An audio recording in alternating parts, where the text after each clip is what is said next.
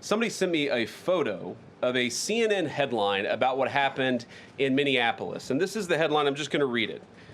Outrage after ICE officer kills U.S. citizen in Minneapolis. Well, that's one way to put it, and that is the way that many people in the corporate media have put this attack over the last 24 hours. And I say attack very, very intentionally, because this was an attack on federal law enforcement. This was an attack on law and order. This was an attack on the American people. The way that the media, by and large, has reported this story has been an absolute disgrace, and it puts our law enforcement officers at risk every single day. What that headline leaves out is the fact that that very ICE officer nearly had his life ended, dragged by a car 6 months ago, 33 stitches in his leg. So you think maybe he's a little bit sensitive about somebody ramming him with an automobile? What that headline leaves out is that that woman was there to interfere with a legitimate law enforcement operation in the United States of America. What that headline leaves out is that that woman is part of a broader left-wing network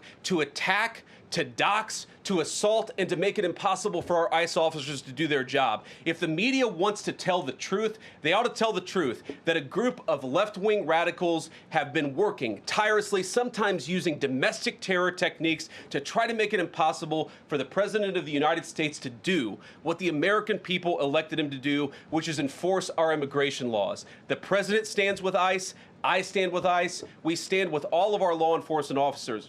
And part of that is recognizing that you people in the media, not everybody in this room, but many people in this room have been lying about this attack. She was trying to ram this guy with her car. He shot back. He defended himself. He's already been seriously wounded in law enforcement operations before, and everybody who's been repeating the lie that this is some innocent woman who was out for a drive in Minneapolis when a law enforcement officer shot at her, you should be ashamed of yourselves.